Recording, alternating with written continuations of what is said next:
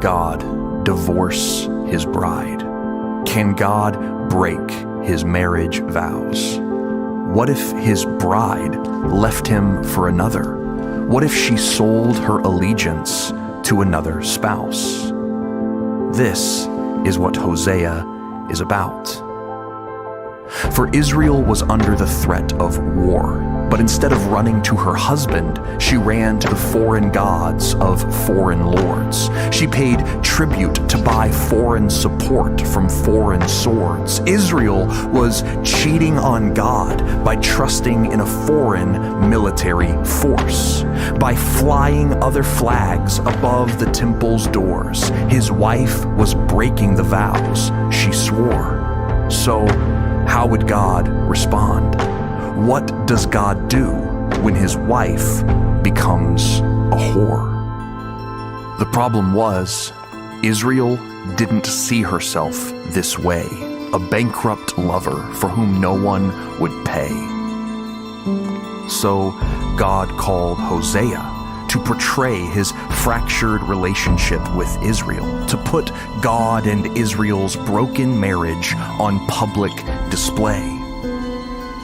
Hosea paid the marriage price for Gomer, a woman who embodied sexually what Israel had done through their foreign policy.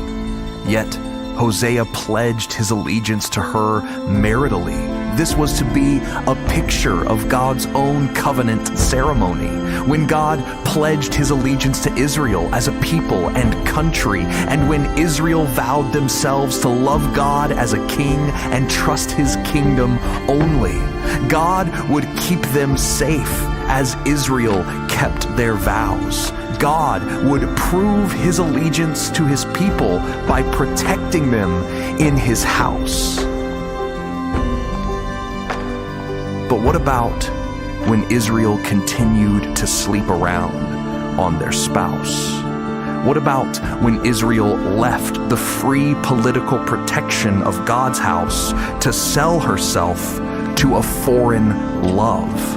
What about when she makes costly payments for military safety offered by the false lovers God had just freed her from? Would God divorce his bride? Would God break his marriage vows? What if his bride left him for another? What if she sold her allegiance to another spouse? The answer comes not in a display between husband and wife, but between parents and their kids. Instead of his wife's behavior prophesying, his children's names become the prophets. Their first child was named after a battlefield where evil kings were assassinated and evil kingdoms were repealed. That place and his name was Jezreel.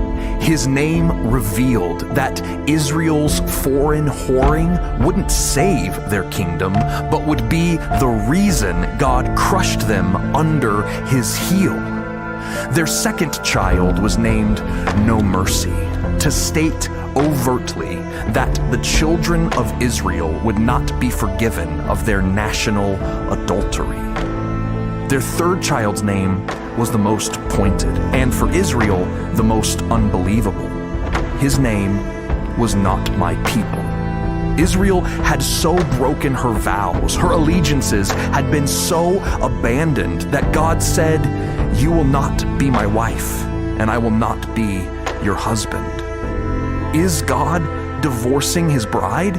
Is God breaking his marriage vows?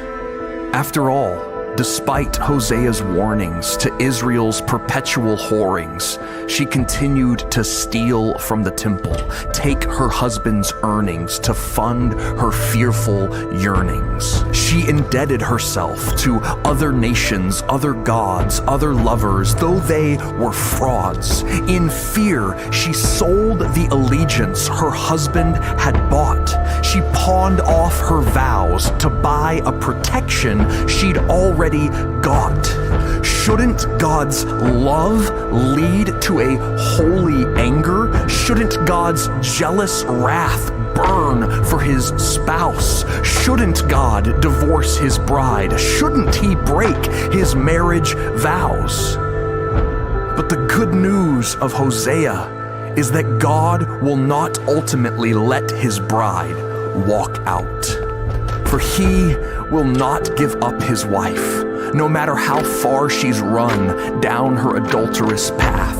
The very thought makes his heart recoil within him, so he will buy her back. He will not execute his burning anger, because his compassion burns hotter than his wrath.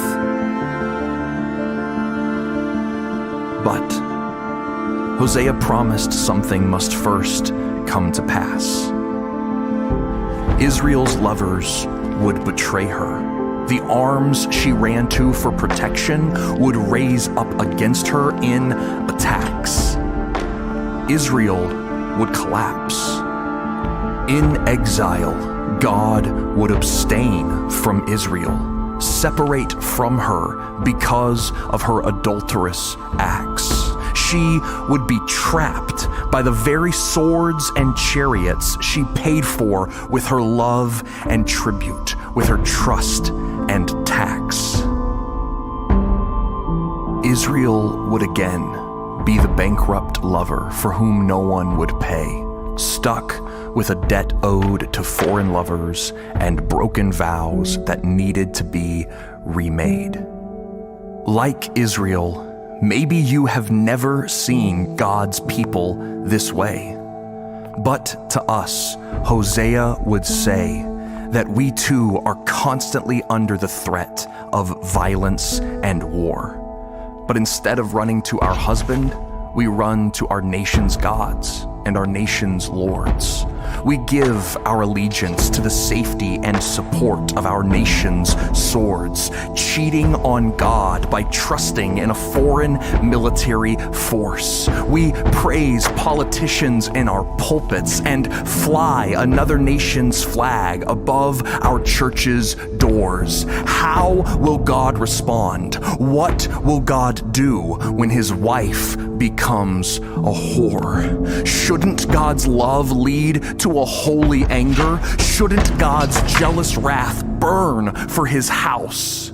But Jesus shows us that God will not divorce us. He will not break his marriage vows. Even though we left him for another, even though we sold our allegiance to another spouse, Jesus paid the marriage price for us. His blood buys back the safety we sold and gives us a home that can't be lost. For he renewed our vows and pledged his allegiance when he died for his whoring bride on the cross. Jesus is our King, our Master, our President, our Lord. But he is also the best lover and husband we can trust and adore. Jesus protects us in this new kingdom so we don't have to lust after other flags anymore. Jesus moved us back home with God. He made a beautiful life out of a whore. So pledge your allegiance to Jesus, for he will protect us. Even if we lose the kingdoms to which we offered our trust, even if we die under the armies and politics we've run after in lust, there is still a kingdom for us. Jesus will never give us up, no matter how far we've run down our adulterous paths. The very thought made his heart recoil within him, which is why he bought us back. On the cross, he extinguished his burning anger and showed that his compassion burns hotter